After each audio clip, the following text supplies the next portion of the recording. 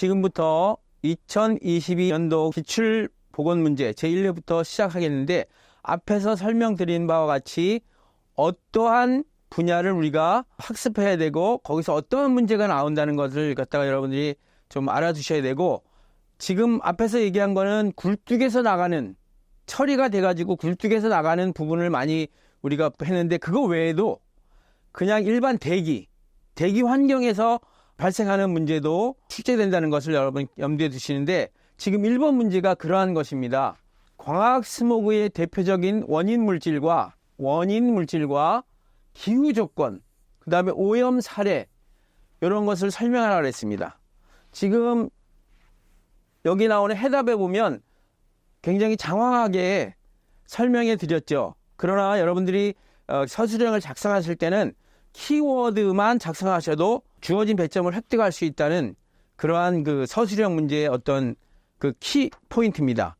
여기 보시면 광학 스모그는 주로 자동차 배출가스에서 나오는 질소산화물 탄화수소, 질소산화물과 탄화수소가 햇빛, 자외선과 작용하여 여러 가지 오염물, 2차 오염물질을 만드는데, 여기서 잠깐 여러분들이 알아두셔야 될 것은 뭐냐면, 자동차 배출가스, 자동차가 휘발유를 또는 디젤을 연소시켜 가지고 나오는 그러한 그 내연기관 자동차에서는 꼭 기억해야 될 것이 뭐냐면 3가지 정도의 오염물질이 나오는데, 하나는 뭐냐면 질소산화물입니다. NOx, 낙스라고 하는데, 질소산화물은 거의 2가지가 있습니다. NO와 NO2가 있거든요.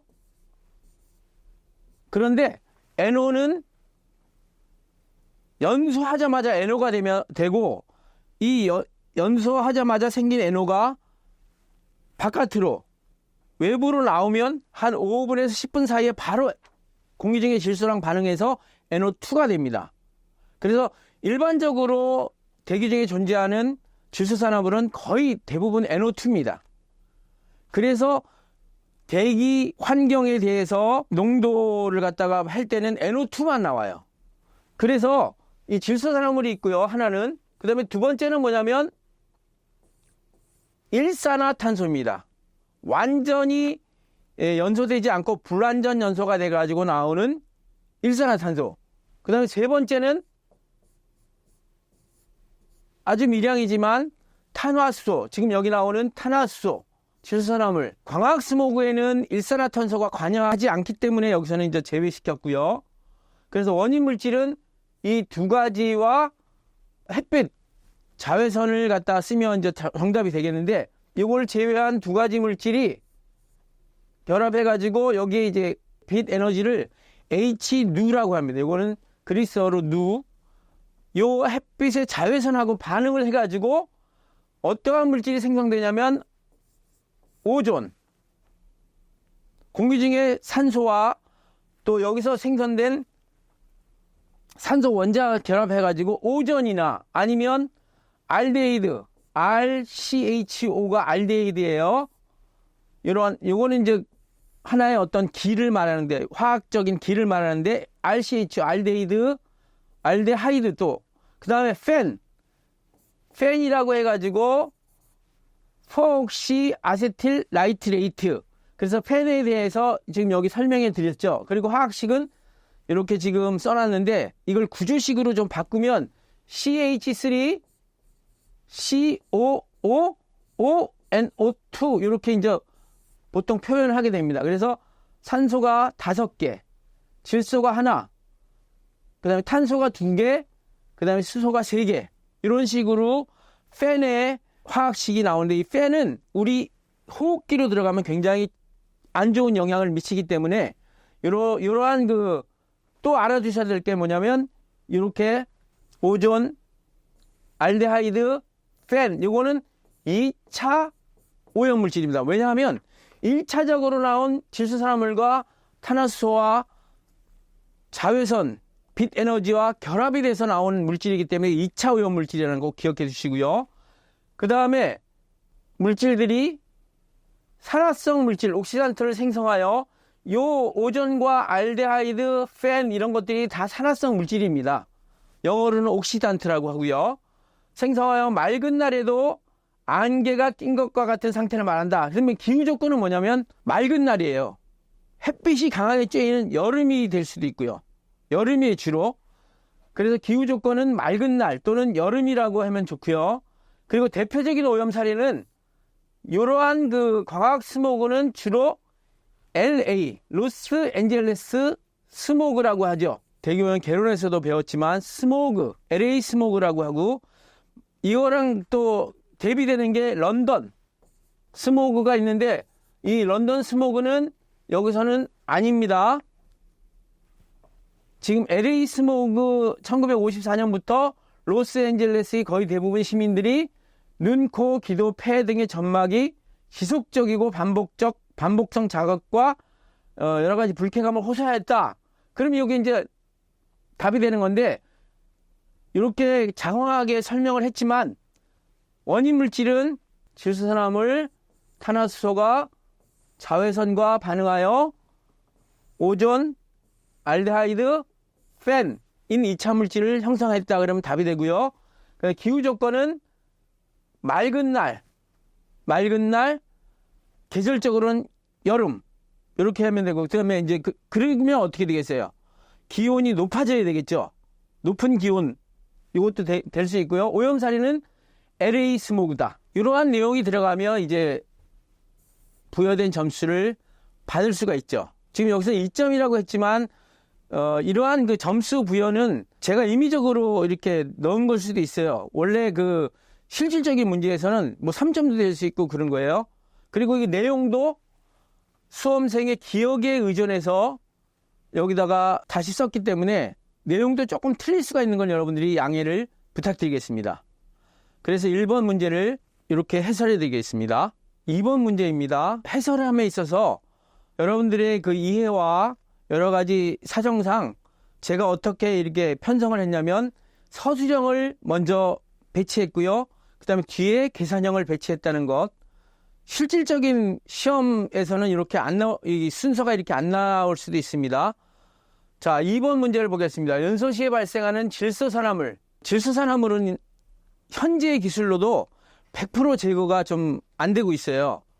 우리가 연소에서는 거의 많이 나오는 게 삭스와 낙스입니다. 황산화물과 질소산화물이 많이 발생하는데, 이 삭스는 거의 현재 기술로 100% 처리가 가능한 그러한 대기오염 물질입니다. 하지만 낙스는 현재 기술로 거의 80%까지는 제거되지만 대부분의 그 기술이 60에서 80, 아주 많이 제거가 돼도 90% 이상까지 제거가 되지 않습니다. 그래서 이러한 낙스를 제거하는 기술을 획기적으로 개발했다. 그럼 굉장히 큰 이슈가 되고 또 경제적으로 많이 도움이 될 수 있습니다. 그래서 이러한 질소산화물 3가지 생성기구, 생성 메커니즘이라고도 하죠. 여기에 대해서 그 종류가 어떤 것이 있느냐, 3가지가. 그리고 그 3가지 하나하나마다 간단히 설명하라. 이렇게 해가지고 이제 6점이 부여되는데, 그 중에 하나가 뭐냐면, 서멀 락스입니다. 서멀이라는 것은 뭐냐, 열적이라는 거예요. 열 때문에 생기는 질소산화물이다. 왜냐하면, 여러분 잘 생각해 보세요. 자, 연료를 태웁니다. 태우면 산소가 공급되겠죠. 산소가 공급되는데 그 산소는 어디서 오는 거죠? 공기 속에서 오는 겁니다. 공기 속에서. 공기의 79%가 질소고 21%가 산소죠. 그런데 보통 1000도씨 미만의 낮은 온도에서는 질소가 들어가지만 얘는 그대로 배출이 돼요. 그런데 연소 온도가 굉장히 높을수록 질소가 아주 미량이지만 ppm 단위로 발생을 하게 됩니다. 그래서 그러한 열 때문에 발생하는 질소 산화물을 서멀 락스라고 하는데, 연소인 공기 중 산소가 고온에서 유리되어, 고온에서 산소가 유리된다는 것은 뭐냐면 유리는 이렇게 나눠진다는 것입니다. 질소 분자를 산화시킴으로써 이 나눠진 요 산소 원자가 요 질소와 결합을 하게 됩니다.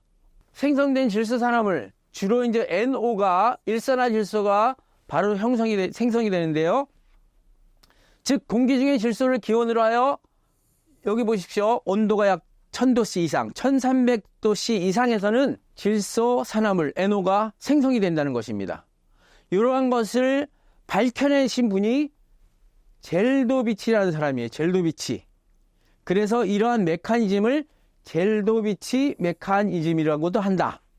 그래서 지금 서멀락스에서 여러분들이 1300도씨 이상의 고온에서 생성되는 질소산물이다. 또 이러한 반응을 젤도비치 메커니즘이라고 한다. 그러면 이제 정확한 답이 되겠고요. 두 번째 질소산화물의 발생은 뭐냐면 퓨얼락스입니다. 퓨얼이 뭐죠? 연료죠, 연료. 연료 중에 탄화수소가 공기 중의 질소와 반응하여 생성되는 게 퓨얼락스입니다. 연소 온도의 영향은 낮으나 산소 농도가 높을 경우에 발생량이 비례적으로 증가하는데 사실 퓨얼락스는 지금 이 서멀락스보다 발생되는 그 농도가 굉장히 미미합니다. 그리고 세 번째, 프람프트 낙스라고 해가지고 요거 말이 중요합니다. 연료 속에 포함된 질소가 연료 속에 질소라는 요 물질이 있을 수 있겠죠. 그죠?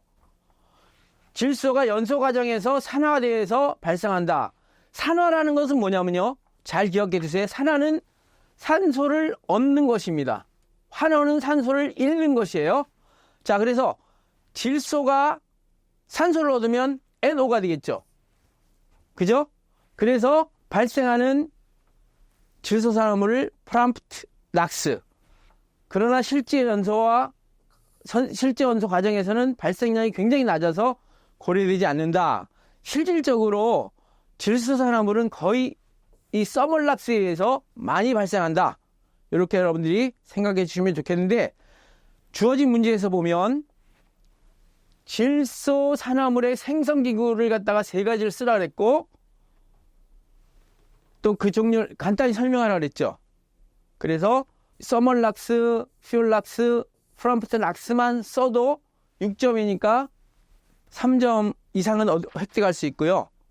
그 잠깐 설명하는 게 이제 지금 여기 제가 설명해 드린 대로 조금씩만 설명해 주시면 부여된 점수를 획득할 수 있게 되겠습니다. 굉장히 이런 문제는 한 별 5개 주고 싶어요. 많이 나오는 그러한 실기 기출문제 중에 하나다. 이렇게 여러분들이 이해해 주셨으면 되겠습니다. 3번 문제입니다. 평판형 전기 집진장치의 집진 성능 효율 향상 방법을 4가지 적으시오. 이렇게 되어 있습니다. 전기 집진장치를 우리가 보통 일렉트로스태틱 프레시피터 해가지고 EP나 또는 ESP라고 이렇게 기호로 나타내고 있습니다. 전기 집진장치. 전기 집진장치의 그 형태에 따라서 유형은 두 종류가 있습니다. 하나는 뭐냐면 이러한 평판형이 나란히 돼 있어가지고 요 속에 먼지를 포함한 가스가 흘러가는 게 있고요. 그 다음에 하나는 뭐냐면 이렇게 원통형이라고 해가지고 이런 식으로 원통형 그 안의 면을 갖다가 집진극으로 해가지고 흘러가는 그러한 형태에 따른 두 가지 종류. 전기 집진장치는 두 가지가 있다. 하나는 평판형이 있고 하나는 원통형이 있다. 이렇게 기억하시기 바랍니다. 자, 그러면 집진 성능 효율 향상 방법을 4가지 적으라 했는데 요런 문제도 시험 문제에 자주 출제되는 내용입니다. 집진장치 중에, 즉 입자상 물질을 제거하는 집진장치가 6가지가 있죠. 6가지 중에 산업체에서 가장 많이 쓰이기도 하고 시험 문제도 많이 출제되는 그러한 장치 중에 하나가 전기 집진장치라는 거 꼭 기억해 두시고요. 자, 효율을 크게 하려면 집진판의 면적을 크게 한다. 당연한 거예요. 아까도 얘기했지만 판이 이렇게 2개가 있고 간단히 얘기해서 2개가 있다는 겁니다. 함진가스, 먼지를 포함한 함진가스가 들어갈 때 요 마주보는 면 있죠. 마주보는 면이 뭐냐면 집진극이에요. 먼지가 가서 달라붙는 면적이거든요. 그게 크면 클수록 어떻게 되겠어요? 효율이 높아지겠죠. 그래서 집진판의 면적을 크게 한다. 그다음 배출가스 유량을 적게 한다. 유량을 적게 한다는 것은 흘러가는 속도가 조금 느리게 간다는 거예요. 빨리 흘러가면 함진가스가 흘러가 버리면 어떻게 되겠어요? 집진율이 떨어지겠죠. 그러니까 좀 천천히. 물론 이런 흘러가는 속도도 굉장히 중요합니다. 이 속도 내에서 유량을 적게 하는 것도 효율을 향상시키는 그 방법이고요. 그 다음에 집진판의 높이와 길이를 1보다 크게 한다. 지금 집진판의 여기가 높이죠. 그 다음에 여기 길이가 L이죠. 그러면 높이와 길이비, 그러니까 길이를 길게 한다는 얘기예요. 이걸 길게 하면 그만큼 더 어떻게 되겠어? 먼지가 달라붙는 면적이 커지겠죠. 그래서 집진판의 높이와 길이비를 일보다 크게 한다는 말도 맞는데 약간 1번이랑 좀 이렇게 겹쳐지는 부분이 있지만 그렇습니다. 그 다음에 4번 중요합니다. 이거 4번. 겉보기 전기 저항이라고 해가지고 전기 집진 장치의 그 입자의 저항값이 있어요. 그걸 겉보기 전기 저항값이라고 그러는데 다른 말로는 비저항이라고도 해요. 꼭 기억해 주시기 바랍니다. 겉보기 전기 저항 또는 비저항. 요 단위가 굉장히 중요한데 요거 뭐라고 읽죠? 오hm. 오음이죠. 그리스의 대문자 오hm. 그 다음에 센티미터. 1cm. 그래서 오hm 곱하기 센티미터가 여기 단위예요. 이것도 굉장히 중요합니다. 알아두세요. 그러면 그러한 겉보기 전기 저항 값이 10의 4승에서 10의 11승 오hm 센티미터 사이에 들어와야 됩니다. 만약에 10의 4승보다 낮다 또는 10의 11승보다 높다 그러면 다음에도 문제가 있지만 여기 지나갈 때 입자가 집진판에 달라붙지 않아요. 집진극이라고 하죠. 집진극에 달라붙지 않고 그냥 흘러가 버릴 수 있어요. 요 범위 내에 꼭 들어와야 된다는 거예요. 요 숫자 굉장히 중요합니다. 알아두세요. 10의 4승에서 10의 11승 오hm 센티미터의 비저항 또는 겉보기 전기 저항을 맞춰줘야 되고요. 또 5번째, 사실 이 4가지만 써도 이제 정답이 되겠고 이거는 여러분들을 이해를 돕기 위해서 더 첨부해 놓은 것입니다. 효율이 허락되는 범위 내에서 겉보기 이동 속도를 빠르게 한다. 겉보기 이동 속도라는 건 뭐냐면 이 함진가스는 이렇게 흐르지만 여기 판이 이렇게 있다면 흐르는 함진가스 중에 집진극으로 달라붙는 속도예요. 달라붙는 속도를 좀 빠르게 효율이 허락되는 범위 내에서 빠르게 하면 그만큼 많이 달라붙겠죠. 집진극에 입자상 물질이. 그 다음에 6번째, 방정극의 단선 방지. 방정극은 뭐냐면 이 집진극과 집진판 요 사이에 추같이 달려있는 하나의 철사선이 있습니다. 그걸 우리가 방정극이라고 하는데 이 방정극의 단전 방지. 방정극의 전기를 계속 흘러줘야 되는데 전기가 안 흘러가게 되면 이건 소용이 없어요. 그래서 단전 방지를 위해 진동에 대한 강도와 충격 등에 유의하며 방정극은 최대한 가늘고 길게, 방정극을 최대한 가늘고 길게 해야지. 여러분들 들어보셨죠? 코로나 방전이 잘 일어나요. 코로나 방전이라는 건 뭐냐면 코로나 방전이 일어남으로써 가스 중에 먼지의 하전, 즉 마이너스가 많이 뛰거든요. 마이너스 입자가. 집진극이 플러스니까 마이너스 플러스가 잘 달라붙겠죠. 그래서 방정극은 최대한 길고 가늘게 한다. 이러한 그 6가지의 전기 집진 장치의 효율을 좋게 하는 방법. 유형이 뭐다? 이렇게 판처럼 생긴 평판형 전기 집진 장치에서는 그렇다. 이렇게 여러분들이 이해하시면 되겠습니다. 4번 문제입니다. 대도시에서 나타나는 탄화수소 화합물. 이거 중요합니다. 그 다음에 알데하이드, RCH, 그 다음에 이산화질소, 일산화질소, 오존 농도가 하루 중, 즉 하루가 어떻게 되냐면 오전 4시부터 오후 6시까지라고 했어요. 시간 변화에 따라서 대기 중에 어떠한 농도 변화 경향을 나타내는지 이 그래프에 이렇게 그림으로 표시하래요. 탄화수소는 얼마큼 되고 알데하이드는 얼마큼 되고 뭐 이런 식으로 표시하는데 단서조항으로 위에서 언급한 물질 중 가장 농도가 높은 물질에 대하여 상대적으로 나타내 주어야 한다 해가지고 그림을 그려라 했는데, 물론 그림을 갖다가 뭐 이렇게 잘 그리는 것도 중요하지만 위치가 중요합니다. 요 탄화수소, 화합물, 알데하이드, 이산화질소, 오존의 그 위치가 굉장히 중요한데, 자, 그럼 여기서 해답을 한번 봅시다. 표시 방법은 하루 중 최고 피크가 나오고 일산화질소가 이제 외부로 나오면 바로 NO2로 바뀐다 그랬죠. 그래서 NO2가 되고 그 다음에 NO2. 앞에서도 얘기했지만 탄화수소하고 NO2하고 빛에너지인 자외선이 결합하면 뭐가 생성되죠? 옥시던트, 즉 오존이 생성되죠. 오존. 그 다음에 알데하이드도 생성돼요. 이러한 순으로 그림을 그리면 된다 해가지고 잘 보세요. 여기 오전 4시부터 오후 6시까지 표시해놨습니다. 자, 자동차에 그 배출되는 가스는 처음에 NO가 바로 이렇게 발생합니다. 자동차 달리기 시작하면서부터. 그러다가 바로 NO가 NO2로 바뀐다 그랬죠. 그럼 요 다음에 NO2가 돼야 돼요. 그 NO2하고 탄화수소가 거의 비슷한 형태로 그림을 그리면 됩니다. 근데 NO2보다 탄화수소의 농도가 굉장히 높습니다. 그래서 탄화수소를 맨 위에다가 그리시면 되고, 요게 보통 한 8시에서 10시 사이에 이렇게 발생이 되고, 자, 그러면 잘 보십시오. 광학 스모그가 어떻게 되겠어요? 햇볕이 강하고 여름 일대에 그러한 그 광학 스모그가 많이 발생된다 그랬죠. 광학 스모그의 대표적인 물질이 오존이에요. 그러면 10시 이후부터 12시 요 사이에 어떻게 되겠어요? 오존이 높이 올라오겠죠. 그 다음에 오존 다음에 이제 알데하이드가 또 이렇게 2시 정도에서 피크를 그리면서 나타납니다. 이러한 식으로 NO, NO2, 오존 이런 식으로 그려주시면 정답이 되겠습니다. 5번 문제입니다. 실내 대기 오염물질 중에 성면이라고 그랬죠. 아스베스토스라고 하는 요 성면인데, 성면은 하나의 물질이 아니고요.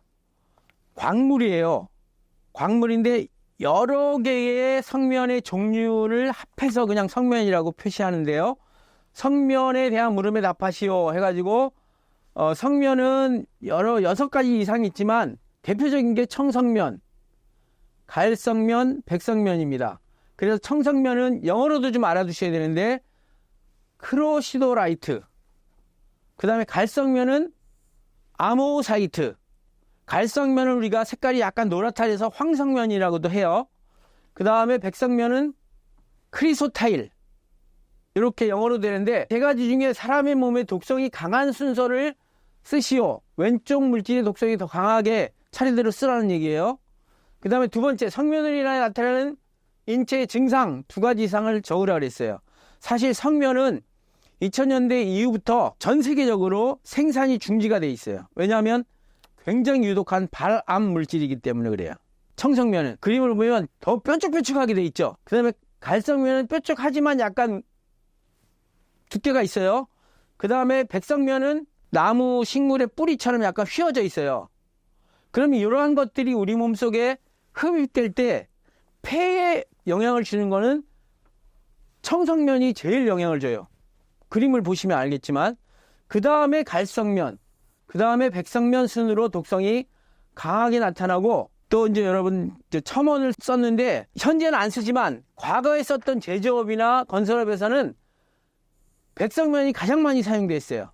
그 다음에 청성면, 갈성면 순으로 이렇게 쓰여졌다. 지금 요거는 이제 생각하지 마시고, 제일 독성이 강한 성면은 크로시도라이트 청성면, 아모사이트 갈성면, 크리소타일 백성면, 요 순이다.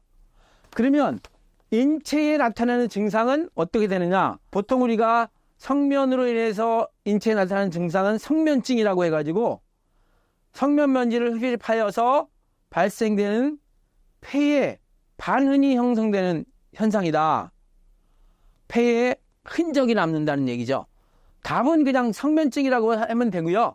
그 다음에 폐암도 있어요. 폐암은 평균적으로 성면에 처음 노출된 지 약 25년에서 40년 후에 발생해요.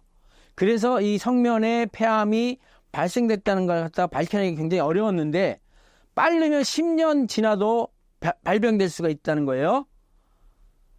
여기 보면 10년이 지나서부터 폐암, 말암 위험도가 높아지기 시작하고, 또 성면 노출 후에 흡연이 있죠. 담배를 피면 그 발생되는 율이 30배에서 90배나 올라간대요. 그러니까 금연을 해야 되겠죠. 그 다음에 세 번째는 악성 중피종. 이것도 그 암의 또 다른 이름이에요. 성면이 인체 노출로 인해 심장을 에워싸고 있는 심막 표면을 덮은 중피에 발생하는 악성 종양, 즉 암이라는 말이에요, 이것도. 그래서 두 가지 이상 적으라 그랬으니까 성면증, 폐암, 악성 중피종 또는 요 세 가지 중에 두 가지만 써도 정답 처리가 되겠죠. 6번 문제입니다. 수용성 유해가스를 흡수제로 중화 흡수하는 방법인 흡수법으로 유해가스를 처리할 때 흡수액의 구비 조건 세 가지를 적으시오 이렇게 했는데 이건 무슨 얘기냐면 수용성 유해가스는 뭐냐면 이러한 염화수소 증기나 염소 증기 또는 플로로아 수소 이러한 증기는 물에 잘 녹아 들어가요. 물에 잘 녹아 들어가서 완전히 물하고 접촉하자마자 물에 녹아 들어가기 때문에 그걸 수용성 유해가스라고 해요. 그래서 이러한 것들은 또 맞는 흡수액이 또 존재해요.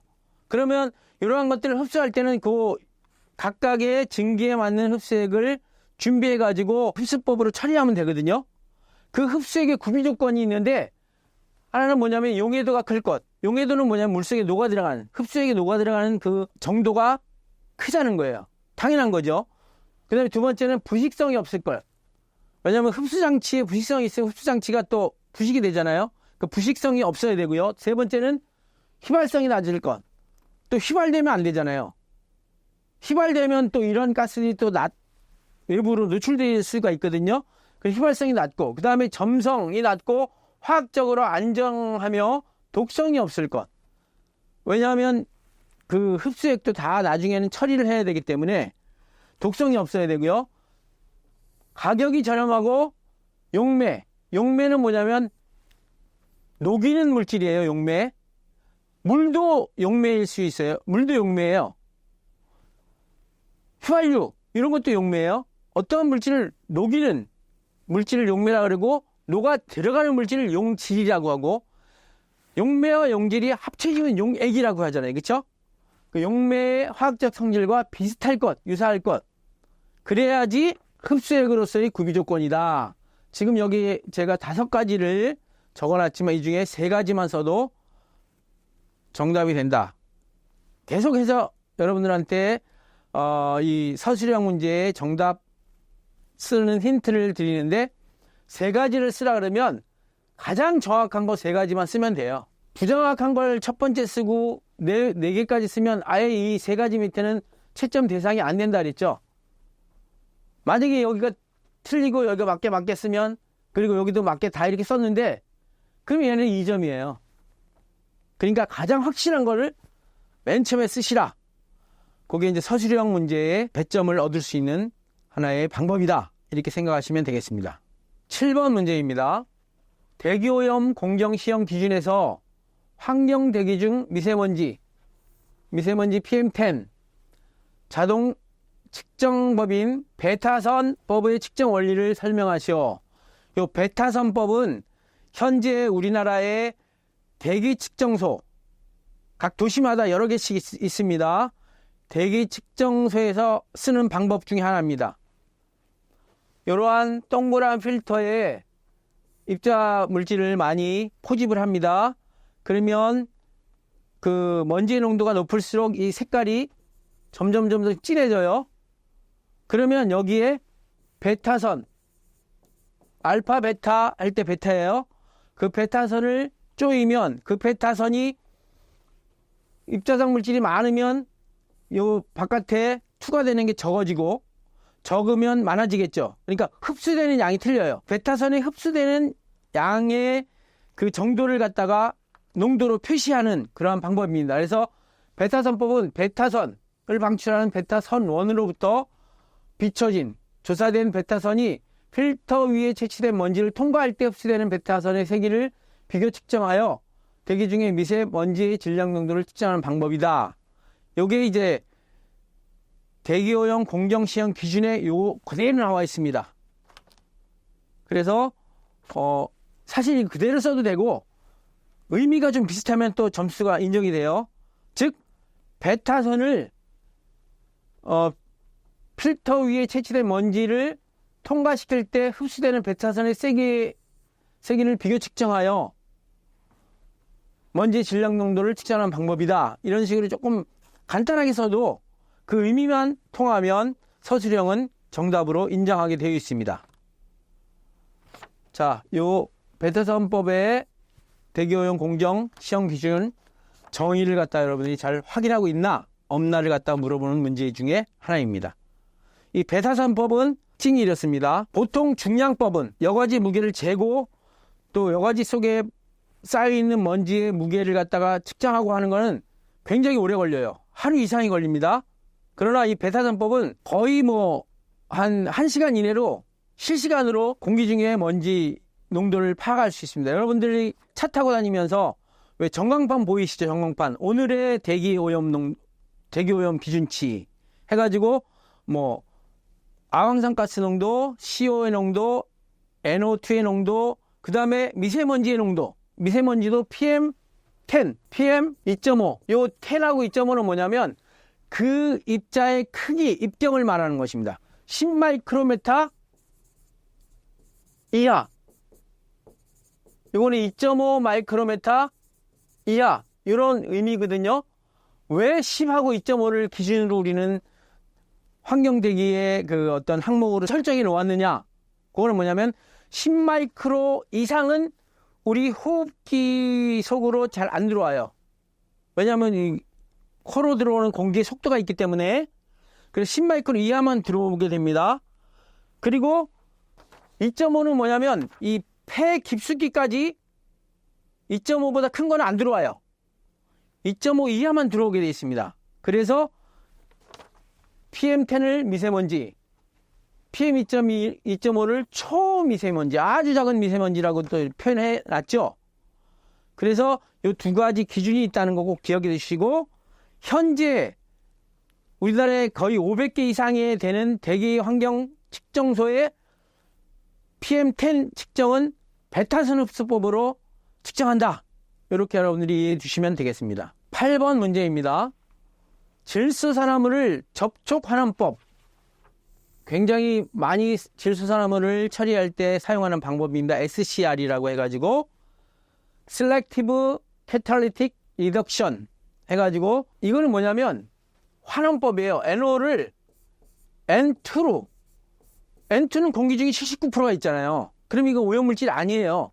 NO는 오염물질이지만 이렇게 해서 처리하는 방법이 있는데 그때의 환원성 기체를 사용하게 돼 있어요. 이거 환원이라고 그랬죠. 산소가 잊어버리니까 환원, 요 반대는 산화, 산소를 얻으니까 이제 이해되셨죠? 꼭 이해를 하셔야 됩니다. 자, 환원제가 있는데 환원제는 지금 3가지를 적어놨는데 환원제는 하나는 수소가 있습니다. 수소가 환원제예요. 수소가스. 그 다음에 암모니아가 또 환원제예요. 그 다음에 황화수소. 요거 계란 썩는 냄새가 나는 악취물질 중에 대표적인 거죠. 요 3가지만 쓰면 정답이 되는데 원래는 일산화탄소까지 있어요. 환원제가. 그런데 단서 조항에 일산화탄소는 빼라 이렇게 돼 있죠. 그러니까 요 3가지만 쓰면 되는데 제가 여기 뒤에다가 반응식을 썼는데 이것도 시험 문제에 굉장히 많이 나옵니다. 계산 문제도 많이 나오고 그래서 여러분들을 알아두시라고 해가지고 적어놓은 건데 여기 보세요. 수소와 일산화 질소와 결합하면 이거 이렇게 됐잖아요. N2 환원이 돼버렸잖아요. 그리고 물이 됐잖아요. 물. 그러면 오염물질 없죠. 그 다음에 암모니아도 요 N2가 되고 물이 됐죠. 그 다음에 황화수소도 요거 질소가 되고 물과 SO2인데 요건 이제 여기서는 또 SO2를 또 처리해야 되는 그러한 그 후속 조치가 있지만 일단은 뭐예요? NO를 제거했잖아요. 그래서 요 3가지 굉장히 중요한 반응식입니다. 왜 이게 이 반응식이 왜 중요하냐면 이러한 반응식을 이용해 가지고 얘의 양을 구해라, 얘의 양을 구해라 이러한 계산 문제가 많이 출제된다는 거. 나중에 이제 계속해서 또 설명해 드리겠는데 그러한 식으로 문제가 계산 문제도 많이 출제된다는 거기 때문에 반응식을 꼭 써놨습니다. 그리고 꼭 여러분들이 외워두셔야 됩니다. 반응식은 잘 보세요. 이 화살표를 기준으로 왼쪽 왼쪽하고 오른쪽하고 숫자가 같아야 됩니다. 그 숫자 같으면 화학 양론이 안 돼요. 자, 봅시다. 여기 NO가 지금 2개 있죠? 그럼 여기 2개잖아요. 그 다음에 산소가 2개 있죠? 산소가 2개고, 질소가 4개죠? 4개죠? 딱 맞았죠? 여기 이제 완성된 반응식이에요. 화학 반응식. 만약에 여러분들이 반응식을 써서 왼쪽하고 오른쪽이 원소가 개수가 틀리다 그러면 그건 잘못된 반응식입니다. 굉장히 이것도 저는 한 별 5개 정도 주고 싶은 문제 중에 하나예요. 꼭 반응식과 환원시키는 그러한 약품을 꼭 알아두셔라. 다시 한번 환원제, 단소정에 나온 일산화탄소, 그 다음에 수소가스, 암모니아, 그 다음에 또 뭐가 있죠? 황화수소. 꼭 기억해 주시기 바랍니다. 9번 문제입니다. 어떤 연소장치에서 배출되는 가스에 아황산가스, 즉 SO2가 75,000 ppm이 함유되어 있어요. 그래서 이 아황산가스를 황을 없애는 시설을 이용해서 아황산가스를 3개의 흡수탑을 직렬로 연결했다. 흡수탑이 이렇게 있는데요. 이렇게 3개가 직렬로 연결된 거죠. 요거 병렬은 아니에요. 그러면 여기서 1차적으로 제거되고 조금 남은 거 2차적으로 제거되고 좀 남은 게 3차적으로 제거된다는 이런 의미예요. 연결 처리하다. 각각의 흡수탑의 처리율이 80, 요게 효율이 80%래요. 얘도 80%. 얘도 80%. 이렇게 3가지가 다 80%랍니다. 그럴 때 오염물질의 출구 농도, 즉 75,000 ppm이 줄어들어서 얼마 ppm이 되겠느냐 이런 의미인데, 효율 계산식에 직렬로 연결했을 때 효율 계산식 중요합니다. 총 효율은 전체적인 직렬로 연결했을 전체적인 효율은 1 E1, E2, E3 이거 다 곱합니다. 1 곱하기 1 E1, E2, E1, 1 E2, 1 E3 이렇게 됩니다. 지금 여기서 문제가 E1, E2, E3가 다 80%라고 똑같잖아요. 똑같으니까 세제곱이 된 거예요. 그리고 이 효율을 숫자 소점으로 대입해서 0.8을 대입해가지고 세제곱해서 나타나면 제거되는 효율이 99.2%가 되는 거죠. 75,000에서 99.2%가 제거되고 바깥으로 나오는 건, 여기서 나오는 건 얼마냐 이거거든요. 그러니까 75,000에다가 1 0.991을 곱하면 600 ppm이 출구로 나온다. 이런 유형의 문제는 계산 문제의 특징이 그래요. 이러한 숫자 75,000 대신에 다른 숫자, 그 다음에 처리율이 80% 대신에 다른 뭐 70%도 될 수 있고, 조금 문제를 어렵게 한다면 얘는 70%, 얘는 80%, 얘는 90% 이렇게도 할 수 있어요. 그러면 0.7, 0.8, 0.9를 대입해 가지고 효율을 구할 수도 있다. 이거는 응용되는 그러한 그 상황이 굉장히 많으니까 여러분들이 이러한 유형의 문제가 나온다 그러면 이런 공식을 꼭 외워두시고, 아무리 숫자가 바뀌어도 그걸 완벽하게 풀 수 있어야 된다. 이렇게 여러분들한테 말씀해 드리고 싶습니다. 10번 문제입니다. 공기가 1몰의 산소와 3.76의 질소로 구성되어 있다고 가정할 때 프로페인, 요거 꼭 알아두셔야 됩니다. 이 페인이라고 이렇게 해서 AN이라고 나오는 그 탄화수소는 전부 다 CnHen 플러스 2의 형태를 띠고 있습니다. 그래서 잘 보세요. N이 1이다 그러면 CH4죠. 1, 2 플러스 2는 4. 그 다음에 2개다 그러면 H가 6이 되겠죠. 3개다 그러면 H가 8이 되겠죠. 그래서 메테인, 에테인, 프로테인 이런 식으로 이제 점점점 나가는 것입니다. 자, 프로테인이 C3H8입니다. 1몰을 완전히 연소할 경우에 물음에 답하시오. 단서정 주어졌네요. 단 공기는 질소와 산소만 포함된다고 가정한다.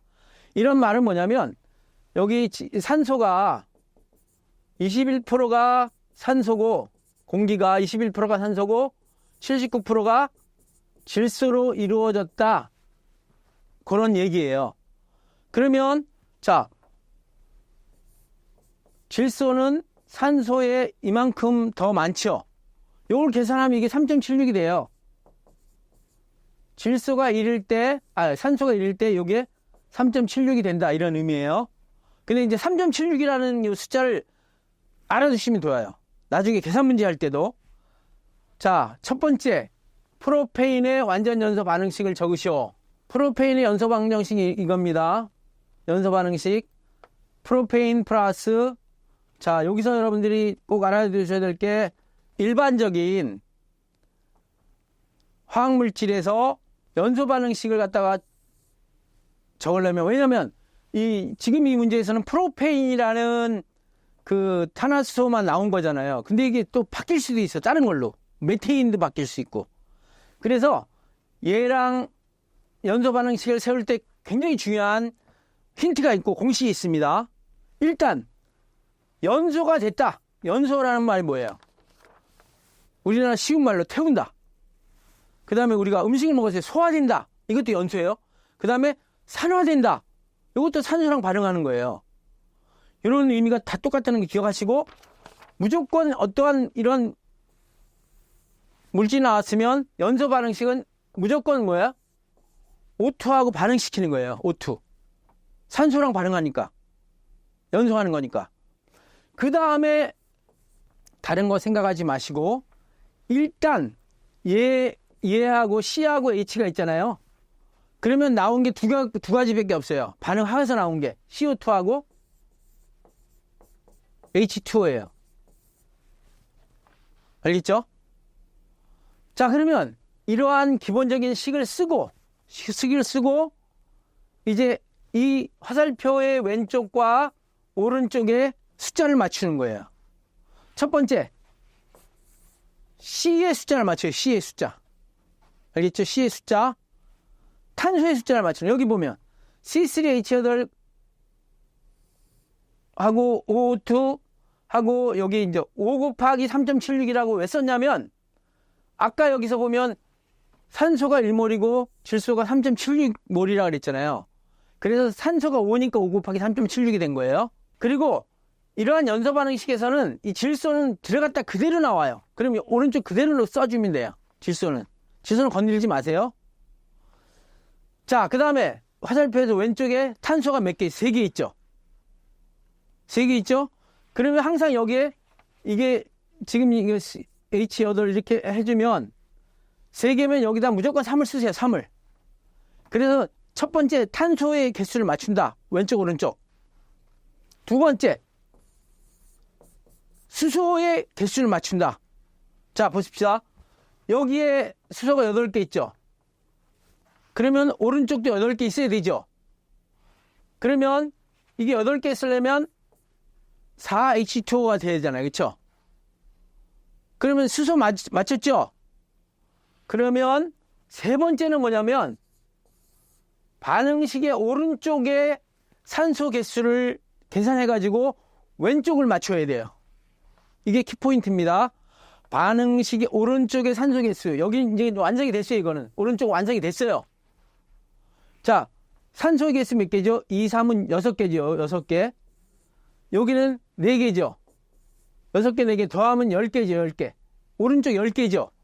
그럼 여기 왼쪽도 10개가 돼야 돼요. 10개가 되려면 여기다 5를 써줘야 되겠죠. 그렇죠? 5를 써줘야 되겠죠? 그래서 2, 5, 10이 되잖아요. 그래서 여기 보면 5, 2 나머지 그대로 썼어요. 여기 이제 완전한 연소 반응식이 되는 겁니다. 연소 분야에서 반응식을 갖다가 세우는 것이 엄청 중요해요. 연소의 계산 문제에서 반응식을 세우지 못하면 그 문제는 못 푼다고 생각하시면 됩니다. 자, 그 다음에 두 번째, 부피 기준에 의한 프로페인의 이론적인 공연비. 공연비는 에어 퓨얼 레이쇼예요. 공기와 연료의 비율이란 말이에요. 줄여서 AFR이라고 하는데 이걸 구하라 그랬어요. 자, 부피 기준에 의한 프로페인의 이론적인 공연비는 여기 보시면 요 프로페인이 1몰이죠. 1. 그죠? 1. 그러니까 연료가 1이에요. 연료가 1이고 그 다음에 분자가 에어잖아요. 에어. 에어는 뭐냐면 산소와 질소를 합한 거죠. 다시 에어는 산소와 질소가 합한 게 에어잖아요. 공기잖아요. 그러니까 산소가 몇 몰 있어요? 5몰 있었죠. 그리고 질소는 산소의 3.76배라 그랬잖아요. 그 두 개를 더해요. 5 곱하기 3.76. 그러면 23.8 AFR. 비율이기 때문에 단위가 없습니다. 그래서 프로페인의 이론적인 공연비는 23.8이다. 이렇게 이제 기억하시면 되고요. 그 다음에 질량 기준에 의한 이론적인 공연비를 구하시오. 아, 여기는 부피 기준으로 구하라는데 이번에는 질량 기준으로 구해야 돼요. 이건 좀 까다롭습니다. 질량 기준에 의한 프로페인의 이론적인 공연비는 이 분모에는 연료의 분자량을 쓰면 돼요. 연료의 분자량. 여기 보세요. 연료의 분자량. C가 3개가 있고 H가 8개 있죠. C의 원자량이 12이죠. 3개가 있죠. 곱하기 3. 그 다음에 수소는 1이죠. 원자량이 8개. 그래서 12 곱하기 3 플러스 1 곱하기 8. 이게 분자고 분모는 공기의 뭐죠? 질량이죠. 산소의 분자량은 16 곱하기 2죠. 16이 원자량이니까 두 개가 있으니까 32. 32. 그 다음에 질소가 또 있잖아요. 질소는 N2지요. N은 얼마예요? 원자량이 14지요. 그래서 14 곱하기 2니까 28이죠. 28. 28인데 여기서 질소는 산소의 3.76배가 많다 그랬죠. 그래서 18.8을 대입해가지고 계산하면 15.6이 돼요. 이것도 단위가 없습니다. 이렇게 계산해도 되고 밑에 거는 분모는 똑같지만 23.8에다가 28.95 28.95라는 게 뭐냐면 지금 공기의 분자량 공기의 분자량이 28.95예요. 약 29가 되는데 그래가지고 구할 수 있습니다. 그래서 공기의 분자량이 여기 28.95라고 여기 써 있잖아요. 그래서 그걸 갖다가 대입해가지고 풀어도 된다. 이렇게 여러분들한테 설명을 해드릴 수 있습니다. 지금 여기서 지금 이게 6점이잖아요. 6점이면 여기 계산 문제는 나왔지만 이렇게 하나, 둘, 세 개로 나눠져 있으면 거의 배점이 2점, 2점, 2점 이렇게 됩니다. 이런 문제에서 만약에 1번이 틀렸다, 2번, 3번 맞았다 그러면 4점이 부여되고요. 이렇게 이제 부분 점수가 이거 있습니다. 계산 문제도 나눠져서 물어봤으면 나눠져서 물어봐서 6점이다 그러면 두 개가 계산 문제 나왔다 그러면 하나에 3점씩이라고 생각하시면 돼요. 다 틀린 게 아니라. 그래서 그러한 여러분들 그 계산 문제 풀이 과정도 알아두시고 지금 여기 10번 문제를 정확하게 설명했지만 그만큼 이 문제가 중요하다. 연소에서는 이런 문제가 자주 나온다. 이렇게 생각하시면 됩니다. 자, 이 문제에서 다시 한번 설명해 드리겠습니다. 이런 그 연소 문제에서는 가장 중요한 게 첫 번째, 이게 뭐죠? 이론 산소량을 일단 구해야지 뭐든지 구할 수 있어요. 근데 두 번째, 이론적인 산소량을 구했으면 이론 공기량을 또 구할 수 있어요. 그리고 또 스몰 m이라고 하는 공기비를 구할 수 있고, 세 번째, 요 두 개를 합쳐서 이론이 아닌 실제를 구할 수 있고요. 그 다음에 연소 방식을 이용해 가지고 이론 연소 가스량을 구할 수 있어요. 이론 연소 가스량은 GOD와 GOW를 구할 수 있어요. 건연소 이론 가스량, 수연소 이론 가스량. 그 다음에 이제 다섯 번째, 여기에 또 M하고 반응해서 GD, GW, 즉 실제 건연소가스량, 습연소가스량, 실제 이렇게 하고 또 하나 있어요. 이런 걸 이용해 가지고 CO2 맥스, 또 여러 가지 오염물질의 농도, 이런 걸 구할 수 있으니까 이거는 이제 문제가 나오는 대로 다시 한번 천천히 설명해 드릴 테니까, 연소 계산에서는 이러한 순으로 문제가 진행되고 계산식을 응용할 수 있다. 이걸 여러분들이 알아두시기 바랍니다. 네, 11번 문제입니다. 비중이 0.9이고 황함량이 2.5%인 벙커 CU를 시간당 2kl 연소할 경우에 시간당 발생하는 SO2의 부피는 얼마냐 이렇게 물어봤습니다. 보통 우리가 계산 문제에서 거의 대부분의 경우 이 부피의 단위나 여러 가지 단위는 주어집니다. 그래서 굳이 맨 끝에 이렇게 단위를 쓰지 않아도 맞는 경우가 대부분이기 때문에, 그렇지만 단위가 틀리면 완전히 틀리기 때문에 단위를 잘 여러분들이 생각하시면서 문제풀이를 해야 되겠습니다. 여기서 이제 비중이 0.9라고 했습니다. 보통 우리가 비중이라고 하면 단위가 없어요. 그러나 밀도나 비중량이라고 하면 단위가 있습니다. 비중은 단위가 없고, 비중은 왜 단위가 없냐면, 비중이 0.9라고 하면 저기서 황이 고체잖아요. 그래서 액체와 고체의 비중은 순수한 물하고 비교하는 겁니다. 물이 1일 때 그 해당되는 고체나 액체는 얼마냐, 이렇게 해서 비중이 없고요. 그 다음에 기체의 비중은 공기를 기준으로 따지게 됩니다. 이러한 사실을 여러분들이 기본적으로 알고 이 문제를 풀어야 되는데, 자, 황이 연소할 경우, 이 문제에서 항상 이 연소가 나오면 무조건 연소 반응식을 세워야 됩니다. 그게 키포인트예요, 계산 문제에. 여기서 보면 황이 연소하는 것은 S 플러스 O2는 SO2가 된다. 이게 기본입니다. 이걸 모르시는 분은 아예 문제를 풀 수가 없어요. 기본적인 연소 반응식을 써놓고 황이 원자량이 얼마예요? 32지요. 그래서 32하고 SO2 부피를 물어보는데, 황이 32오고 SO2는 기체잖아요, 기체. 기체 1kmol은 22.4 S 세제곱미터. 이거는 아보가드로 법칙에 의해서 모든 기체 1몰은 22.4리터, 1kmol은 22.4 S 세제곱미터. 이걸 확실히 여러분들 기억해 주시기 바라고. 그러면 32가 22.4일 때 지금 주어진 2kl, 2kl는 2000리터예요.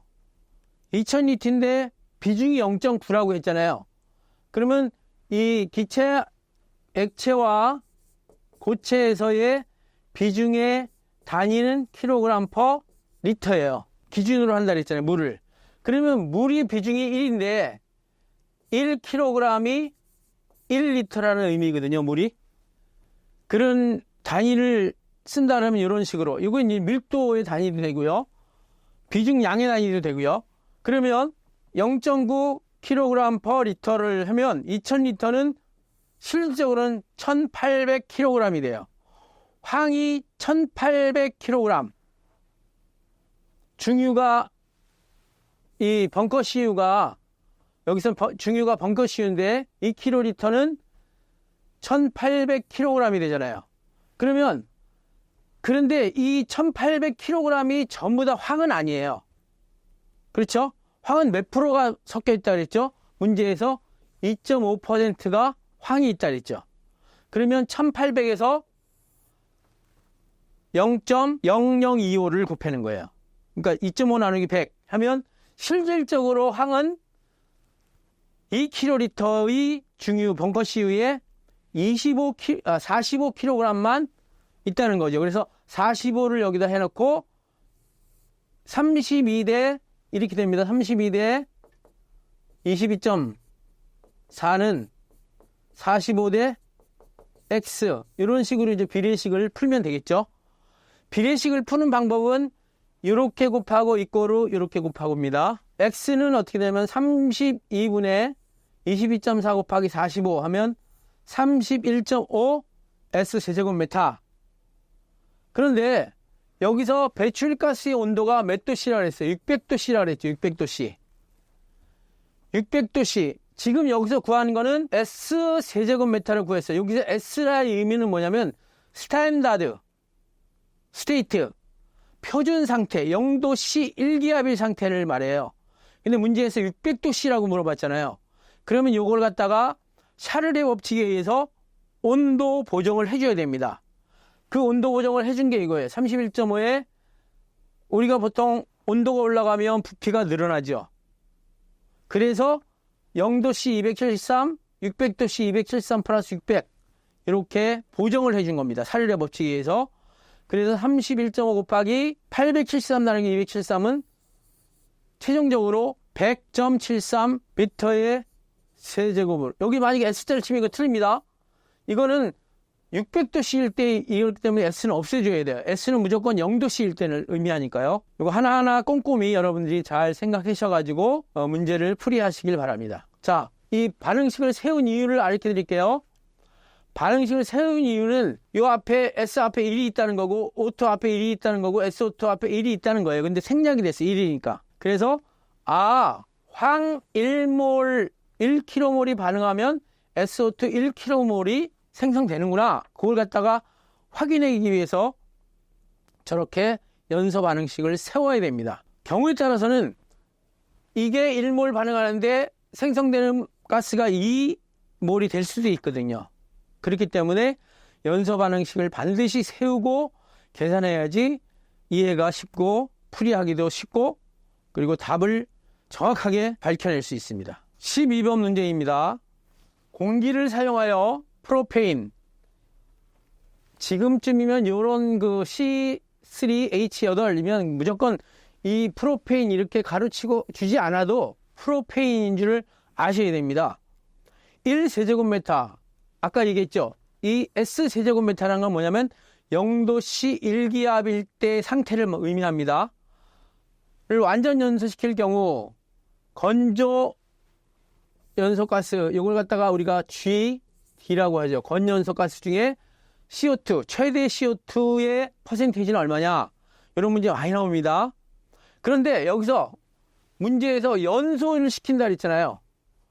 하여튼 연소 계산에 관련된 문제 중에서 연소 시킨다 그러면 무조건 뭘 세우라고요? 완벽한 연소 반응식을 세워야 됩니다. 프로페인의 연소 반응식을 세우면 다시 저번에 가르쳐드린 대로 CmHn, 탄소하고 수소의 기본식이라고 하면 얘의 연소 반응식을 세울 때는 다시 한번 설명해 드리겠습니다. 시간이 가도 무조건 연소한다 그러면 무조건 어떻게 돼요? 산소랑 반응시키라 그랬죠. 그리고 화살표를 하고 오른쪽은 얘가 지금 C하고 H밖에 없기 때문에 무조건 나오는 거는 CO2하고 H2O라고 쓰라 그랬죠. 그쵸? 물어보지도 말고 그냥 이렇게 쓰세요. 그리고 이제 첫 번째 뭘 맞춰요? C를 맞춘다 그랬죠. C가 여기 M개 있지, M. 그럼 여기다가 M을 쓰면 돼요. 두 번째는 H의 개수를 맞추라 그랬죠. 왼쪽, 오른쪽. H가 여기 N개 있잖아요, N개. 근데 여기 H가 2가 있죠. N을 맞추려면 2분의 N 이렇게 하면 2 지워지고 N이 되죠. 그리고 나서 세 번째 산소의 개수를 맞추는데 지금 이 오른쪽이 완벽해요. 근데 왼쪽은 지금 여기에 들어가야 돼요. 그렇기 때문에 오른쪽의 산소의 개수를 구해가지고 왼쪽에 맞추는 거예요. 즉 여기서는 2m개 있죠. 그 다음에 이거는 어떻게 돼요? 2분의 n개 있죠. 그러면 요 개수만큼 여기다가 집어넣어야 되는데 여기 산소가 2개가 있잖아요. 그러면 어떻게 돼요? m, 여기에 m 플러스 4분의 n 이렇게 되는 거죠. 그렇죠? 이런 식으로 일반 탄화수소의 완전 연소 반응식을 프로페인이 아닐지라도 계산할 수 있어야 하는 능력이 있어야 되는 겁니다. 그래야지 연소 계산 문제를 확실히 풀 수 있어요. 자, 그러면 프로페인 2공식 연소 반응식, 지금 여기서 질소의 반응은 뺐지만 질소는 왼쪽에도 있고 오른쪽에도 있고 똑같죠. 그래서 지금 생략된 거라고 보시면 됩니다.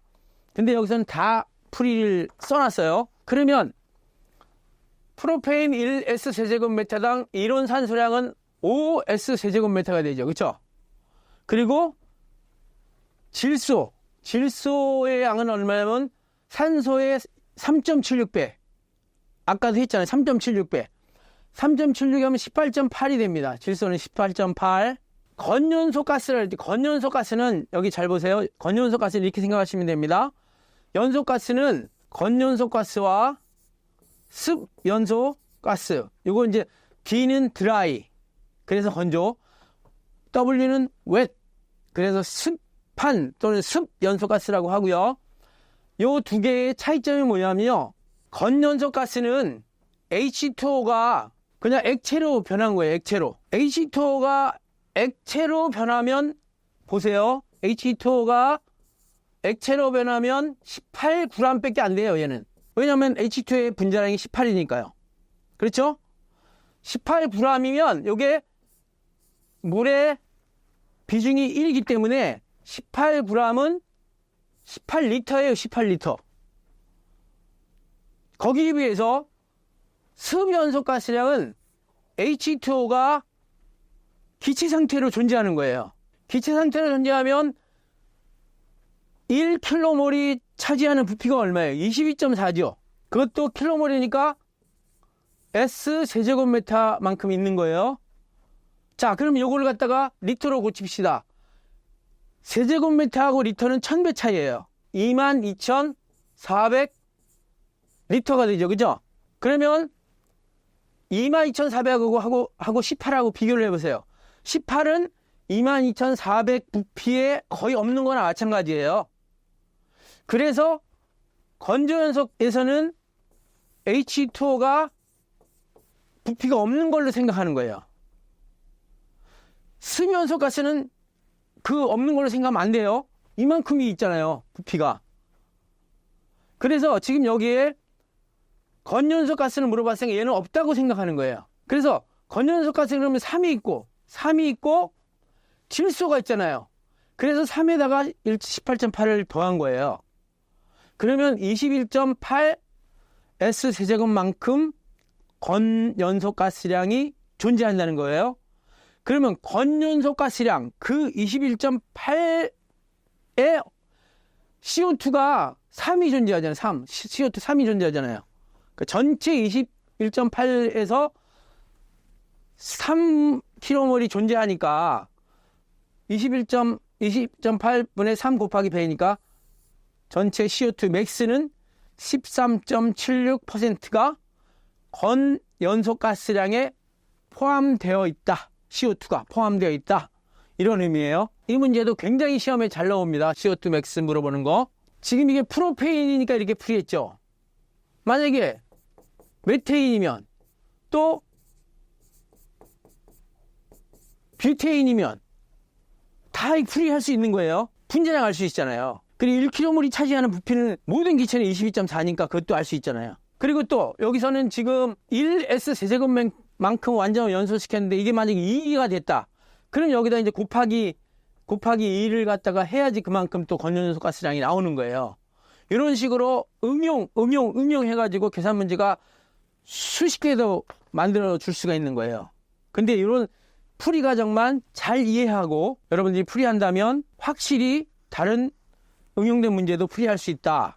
그런 말씀이고, 다시 한번 확인할 게 연소가스량은 두 개가 있다. 건연소가스량과 습연소가스량이다. 그런데 건연소가스량과 습연소가스량의 비교는 어떻게 하느냐? 건연소가스량은 H2O가 물로 변해가지고 부피를 차지하지 않는다. 그렇지만 습연소가스량은 H2O가 기체 상태로 수증기 상태로 많은 부피를 차지하고 있다. 그리고 반드시 수변속 가스랑 H2O에 차지하는 부피를 포함시켜야 된다. 이게 굉장히 키포인트입니다. 그리고 보통 CO2 맥스 최대 탄산가스량은 거의 이론 건연소 가스량이나 그냥 건연소 가스량의 비율로 표시한다. 습은 문제가 안 나와요. 거의. 그렇게 여러분들이 알아주시기 바랍니다. 13번 문제입니다. 직경이 220mm, 유효 높이 2.5m, 원통형 백필터인 여과집진 장치로 배출가스 유량 360 세제곱미터 per minute, 분진 농도가 8g per 세제곱미터인 함진가스를 겉보기 여과 속도가 1.5cm per sec로 처리하고자 할 경우에 소요되는 백필터의 개수는, 보통 여과집진 장치에서 계산 문제는 거의 이 백필터의 개수를 물어보는 문제가 굉장히 많이 출제되고 있다. 여러분 확실히 기억해 두시고, 지금 이 백필터라는 건 뭐냐면 여과집진 장치의 대표적인 장치입니다. 여과집진 장치는 아시다시피 입자상 물질을 처리하는 장치인데, 여과집진 장치가 백필터라는 건 뭐냐면 이런 식으로 포대 형태, 원형 형태, 포대 형태의 주머니예요. 그래서 이걸 갖다 여과대 또는 포대 이렇게 얘기하는데, 이게 이제 보통 거꾸로 이렇게 한 개가 있는 게 아니라 심지어는 뭐 100개 이상이 장치 안에 들어가 있어요.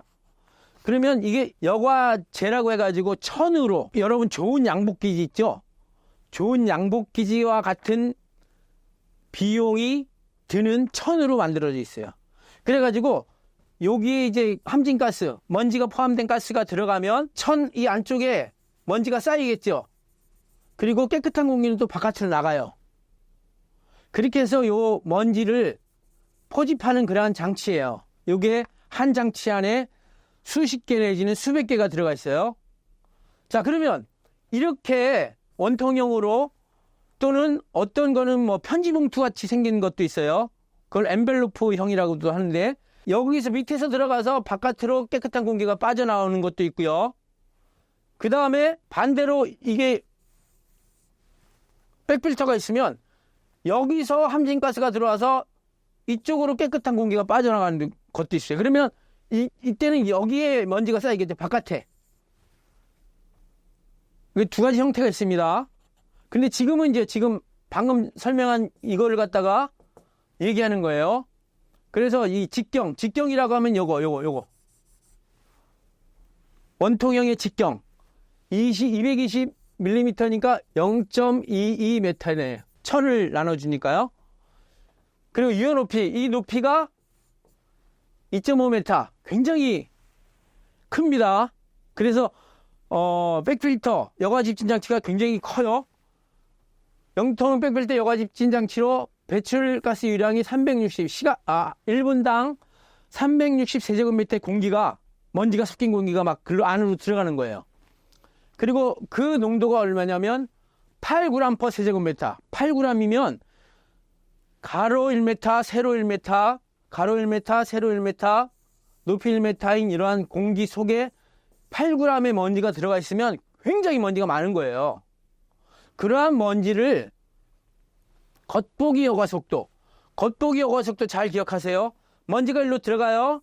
그러면 이 들어간 공기가 이 여과제에 달라붙는, 입자가 여과제로 다가가는 속도가 겉보기 여과 속도예요. 빨리 지나가면 압력이 너무 걸려가지고 포집이 안 돼요. 그래서 여기 보세요. 초당 1.5cm, 초당 천천히 흐르는 거죠.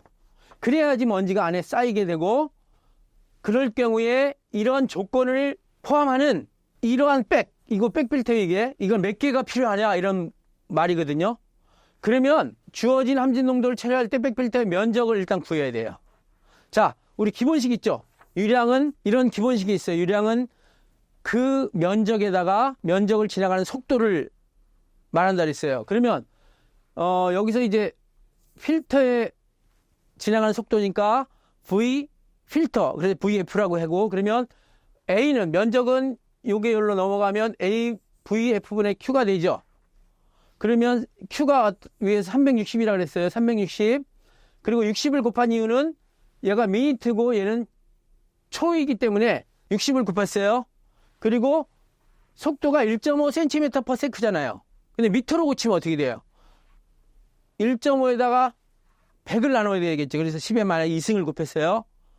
그러다 보니까 백필터의 면적은 얼마가 필요하냐면 400제곱미터가 필요해요. 400제곱미터가 필요한데 백필터 한 개당 요거 하나당 이 전체 이 원형의 면적은 어떻게 되냐면, 그래서 한 개당이니까 스몰 a라고 했어요. 에어리어 스몰 a. 그러면 파이 d, 여기 보세요. 이러한 원형의 요 면적이 어떻게 되냐면 파이 d예요. 여기 직경이 d라고 했을 경우에 파이 d. 그런데 이게 전체적인 어떤 면적을 하면 여기다가 이 높이를 곱해줘야 돼요. 그래서 파이 d h가 됩니다. 이것도 기억하세요. 그러면 파이는 3.14, d는 아까 220mm라 했으니까 0.22죠. 에다가 높이가 얼마예요? 2.5m라 그랬죠. 그러면 백필터 한 개당 여과 면적은 1.727제곱미터예요. 그런데 전체적인 건 얼마나 400이라 그랬죠. 그래서 전체적인 400에서 1.727을 나눠야 돼요. 그러면 231.62가 나옵니다. 자, 여기서 기억할 거. 이렇게 소수점이 나왔어요. 소수점이 나오면 백필터를 231개 하고 나머지 잘라서 0.62를 갖다가 하는 게 아니라 무조건 백필터 개수는 이 231점 이 뒤 숫자가 0.01이라도 하나를 더 해서 계산해야 됩니다. 그래서 여기는 232개. 소요되는 백필터 개수는 소수점이 있으면 무조건 하나를 더 덧붙여야 돼요. 올려서 232개. 이러한 식의 문제는 이런 수치를 다 변경시켜가지고 굉장히 많이 출제된다는 거. 여과지 핀장체 계산 문제는 아주 어렵게 나오지 않는 한 이런 식으로 거의 나온다는 걸 여러분들이 기억하시고 이 문제 잘 풀어볼 수 있도록 확실히 이 공식 외워두시길 바랍니다. 14번 문제입니다. 어떤 굴뚝의 배기가스 중에 일산화질소가 500ppm, 이산화질소가 5ppm을 함유하고 있고 시간당 10,000 S제곱미터씩 배출되고 있다. 이 배출가스를 CO, 일산화탄소에 의한 선택적 촉매 환원법. 여러분 기억나시죠? 앞에서 문제 나왔던 거. 환원제가 4개 있다 그랬어요. CO, 수소, 암모니아, 그 다음에 황화수소 4개 있다 안 잊어먹으셨죠? 근데 여기 문제에서는 CO, 일산화탄소로 처리를 환원한다 그랬어요. 환원제를. 그래서 선택적 촉매 환원법 SCR로 처리할 경우에 다음 물음에 답하시오. 이렇게 8점이 나왔는데 이렇게 띄어져서 두 문제 나왔으면 무조건 한 문제당 4점씩이라고 생각하시면 됩니다. 만약 1번을 풀고 2번을 틀렸어도 4점은 부여가 된다는 거 꼭 기억하시고, 이론적인 일산화탄소의 필요량 시간당 세제곱미터를 구하시오. 1번. 이것도 NO하고 CO하고 반응하는 반응식을 모르면 이 문제 못 풉니다. 꼭 기억하세요. 자, 일단 NO의 제거량은 어떻게 되냐면 NO가 500ppm이라 그랬죠. 근데 500ppm이니까 ppm이 어떻게 돼요? 이게 10의 -6승이죠. 그 10의 -6승을 곱하고 시간당 10,000 S제곱미터 배출된다 그랬죠. 그래서 그 만에 500ppm이라는 소리예요. 만에 500ppm. 그러면 어떻게 되냐면 5 S제곱미터 NO per hour가 되는 거예요. 특별히 여기 NO는. 자, 그러면 NO는 그렇고 NO2는 또 5ppm이라 그랬잖아요. 그러면 5 곱하기 10의 -만 해서 0.05 S제곱미터 NO2 per hour가 되는 거예요. 이런 사실을 꼭 알아두시고, 그러면 NO의 반응식과 NO2의 반응식 요거를 모르면 이제 문제는 못 푸는 걸로 결론이 나는 거예요. 그래서 조금 어렵다는 거예요. 반응식까지. 아까는 연소 반응식을 외워야 된다. 또 이거는 NO하고 NO2의 CO로 환원할 때 반응식을 외워야 된다는 걸 외워야 돼요. 못 외우면 이 문제 못 푼다니까요. 그래서 CO하고 NO하고 반응시키면 이 NO하고 이 CO는 N2와 이 CO2가 되는 거예요. 자, 반응식 만나봅시다. 왼쪽 오른쪽 그 원소의 개수가 만나보자고요. N이 2개죠. 그럼 N2가 맞았죠.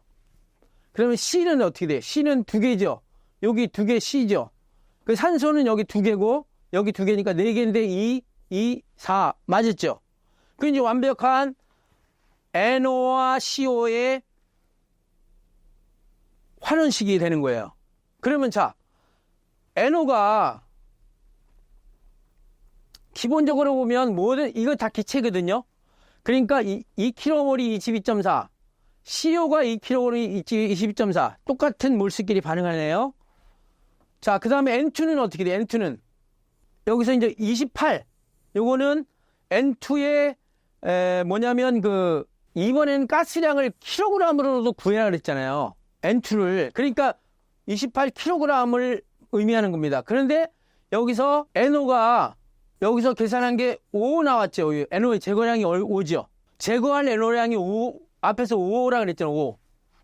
그 5만큼 제거하는데 CO는 얼마나 제거해야 되니까 모르잖아요. 그러니까 뒤에 NO2도 있으니까 지금 X1으로 했고요. 그 다음에 N2, 여기 N2의 발생량을 구해야 했으니까 요걸 모르는 건 요걸 Y1이라고 했어요. 의미를 이해할 수 있으신가요? 자, 그래서 X1은 이렇게 됩니다. 2 곱하기 22.4 대 2 곱하기 22.4는 5 대 X가 되죠. 이거 똑같죠? 그럼 이것도 5예요. X1이 5죠. 이렇게 비례식으로 푸는 게 Y는 또 이렇게 얘하고의 비례식이니까 3.125kg/h가 되는 거예요. 자, 그 다음에 NO2는 아까 얘기한 것처럼 0.05가 나왔죠. 근데 여기서 반응식 NO2와 환원제인 CO의 반응식이 또 여기 있습니다. 이것도 또 외워야 돼요. 그래서 이 NO2 플러스 4CO, 이건 또 몰이 틀리잖아요. 몰수가. 그리고 N2와 4CO2, 이것도 이제 맞춰보면 왼쪽 오른쪽 개수가 맞습니다. 그러면 2 곱하기 22.4, 4 곱하기 22.4, 이게 0.05지. 0.05 모르고 또 28 모르고, 그래서 X2 구하니까 0.1, Y2 구하니까 0.03125.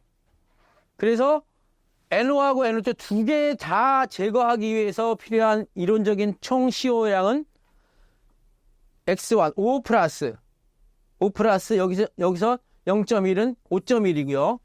N2의 양을 kg/h로 그랬으니까 NO 때는 얘가 3.125고 NO2 때는 0.0312호죠. 그 두 개 더하면 3.16이 되는 거예요. 요거 조금 까다롭고 잘 생각하셔야 되는 문제인데, 이런 문제도 확실히 알아주셔야 되는데, 여기서 이제 다시 한번 얘기하지만 이 반응식이 중요합니다. 이거 NO하고 CO의 환원 반응식, 이거 굉장히 중요하고요. 그것만 알면 뭐 이 문제는 풀이한 거나 마찬가지죠. 그래서 14번은 두 가지의 형태로 계산 문제가 됐다. 그리고 8점이다. 그러면 한 가지만 맞으면 4점이 부여된다. 그리고 이 문제에서 핵심은 NO와 CO의 환원 반응식, NO2와 CO의 환원 방식, 이 두 가지를 완벽하게 알고 있느냐. 나머지는 전부 다 비례식입니다. 그걸 물어보는 문제입니다. 요 문제도 10년치 문제를 쳐다보면 한 서너 번 이상 계속 나왔다는 걸 저를 파악했거든요. 굉장히 중요한 문제라고 생각합니다. 15번 문제입니다. 기상총괄 이동 단위 높이가 0.6m인 충전탑에서 충전탑은 이런 탑처럼 생긴 그러한 그 유해가스 처리 장치인데 이러한 곳에 충전재라고 해가지고 액하고 유해가스가 만나는 그러한 층이 있습니다. 근데 지금 이러한 충전탑은 가스상 물질도 제거되고 입체상 물질도 제거되는 두 가지의 그 상태인 가스상과 입체상을 제거된다는 그런 장점이 있습니다. 지금 여기서 HF 농도니까 가스상 물질을 제거하는 장치네요. 플로로와 수소 200ppm에서 4ppm으로 감소할 경우, 그러니까 200에서 4까지 굉장히 196ppm이나 줄어들었어요. 그럴 경우에 필요한 충전탑의 높이는 얼마가 되느냐 물어봤어요. 그런데 이 충전탑에는 HF 외에는 다른 물질이 존재하지 않는다 그러면 100% HF만 제거하는 충전탑이다, 이렇게 생각하시면 되고, 그래서 이제 기상 총괄 이동 단위 높이를 갖다가 우리가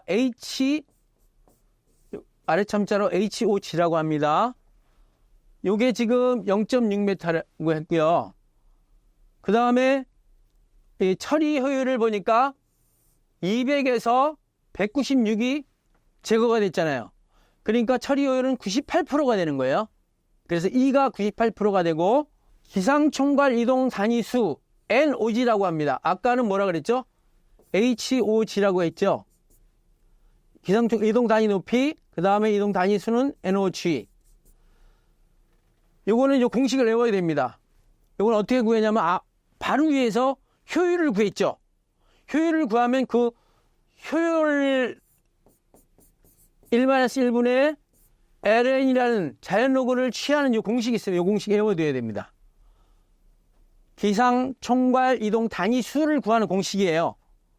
그래서 ln 1-0.98, 아까 98%라 했으니까 분의 1 계산하면 3.912가 나옵니다. 그러면 충전탑의 높이는 어떻게 되냐면 얘하고 곱하면 됩니다. HOG와 NOG를 곱하는 값이 높이가 되는 거예요. 그러면 아까 우리가 HOG 구할 때 0.6이었었잖아요. 왜냐하면 문제에 0.6m라고 써줬어요. 그 다음에 NOG 이동 단위 수는 여기서 3.911 구했잖아요. 그러면 요게 메타고 요건 단위가 없어요. 그러면 요거 0.6 곱하기 3.912 하면 2.35m. 그러면 충전탑의 높이는 2.35m만큼 높아야지 효율 98%로 HF를 제거할 수 있다, 이런 의미이기 때문에 이 문제에서 핵심은 뭐냐면 NOG 구하는 요 공식과 높이 구하는 이건 높이는 그냥 두 개만 곱한다고만 생각하면 돼요. 그렇게 해가지고 충전탑의 높이를 구하는 문제였습니다. 이런 문제도 그 유해가스 처리 흡수법에서 굉장히 많이 나오는 문제이기 때문에 잘 알아두시면 좋겠습니다. 16번 문제입니다. 원통형 백필터 10개를 사용하는 여가 집진장치에서 입구 분진 농도가 10g/. 세제곱미터의 함진가스를 98%의 효율로 처리하고 있다. 가동 중 백필터 1개의 구멍이 발생하여 처리가스량의 5분의 1이 그대로 통과되었을 경우에 바깥으로 배출되는 분진 농도는 10에서 얼마큼 줄어들었느냐, 그걸 물어보는 거거든요. 아까 설명해 뒀듯이 원통형 백필터는 이렇게 생겼죠. 이게 똑같은 게 10개가 있대요. 10개. 10개가 있는데 그 중에 하나에 구멍이 넣어가지고 그냥 먼지가 그냥 5분의 1 그냥 통과돼요. 10g/. 세제곱미터의 5분의 1, 즉 2g/. 세제곱미터 그냥 통과된다는 거예요. 그럴 경우에 출구의 분진 농도는 어떻게 되냐, 잘 생각하셔야 되고, 쉽지만 잘 생각하시는데 출구의 분진 농도는 백의 개수와 무관해요. 상관이 없어, 백의 개수랑은. 출구의 분진 농도는 잘 보세요. 이거 보세요. 이거 5분의 1이 그대로 통과됐으니까 10의 5분의 1이니까 이거 2죠. 2. 이만큼 그대로 통과되고, 나머지는 어떻게 돼요? 구멍 안 난 곳으로 퍼져서 나가겠죠. 구멍 안 난 곳으로 퍼져서 나가는 그러한 효율은 98%예요. 이해가 됐죠? 그러면 자, 그러니까 10의 5분의 1이 2가 나가고, 그래서 1-5분의 4는 5분의 1. 그러니까 1-5분의 1, 즉 5분의 1은 그냥 놔버리고 5분의 4는 출구니까. 자, 다시 이런 공식이 있습니다. 즉 통과량은 1- 효율이다. 그러면 어떻게 돼요? 얘가 98%니까 0.98이니까 P는 0.02죠. 그죠? 0.02. 0.02만큼 통과가 된다는 거예요. 10의 0.02만큼 통과가 되고, 그게 전체 요 2 빠지고 나서 5분의 4가 된다.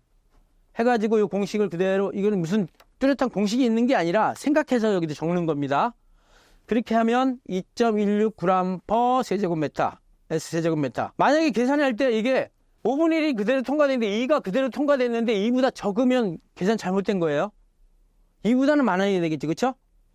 그래서 이런 식도, 또 이런 문제, 비슷한 문제 봤을 때 예를 들어서 5분의 1이 아니라 10분의 1이 그대로 통과됐다, 이렇게 또 바꿀 수 있는 거예요.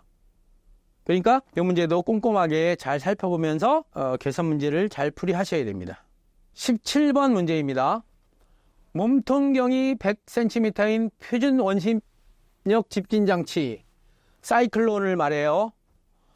이용하여 함진가스유량 2세제곱미터/s를 처리할 때 다음 물음에 답하시오. 단 분진의 밀도는 1.8g/세제곱센티미터. 함진가스의 점성계수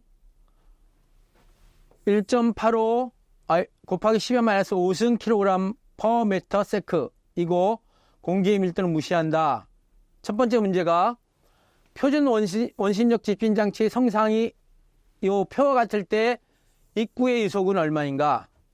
입구의 유속을 우리는 보통 VI라고 합니다. 요거 I는 입구를 의미하고 V는 속도를 얘기하니까 입구 유속을 갖다가 VI라고 하면, 기본적인 대원칙에서 V는 A분의 Q죠. 그래서 A가 어떻게 되냐면 원심력 집진장치가 이렇게 생겼습니다. 여기로 공기가 들어와서 함진가스가 이렇게 선회리를 하면서 먼지는 밑에 쌓이고 깨끗한 공기는 위로 올라가는 이러한 형태죠. 표준 원심력 집진장치가. 그러면 입구의 폭, 요걸 말합니다. 요걸 폭, W. 요 W라고 해가지고 0.25D예요. 그리고 입구의 높이는 0.5D고, 그 다음에 원통부의 직경이 100cm니까 1m죠. 1m. 근데 원통부 길이가 이런 길이고, 원추부는 원추, 콘이에요, 콘. 요 길이를 말하고, 출구 광경, 요걸 말합니다. 출구 광경은. 자, 그러면 입구 유속은 어떻게 하냐면 A분의 Q, 여기 들어오는 입구죠. 들어오는 입구가 지금 이렇게 생겼습니다. 그래서 이 폭이 W고, 그 다음에 높이가 요거거든요. 그러면 요 면적은 W 곱하기 H죠. 그쵸? 그러면 봅시다. 0.5. D가 1이니까 0.5죠. 그냥 0.5. 그 다음에 W는 0.25. 이 D가 1이니까 0.25죠. 그죠? 그쵸?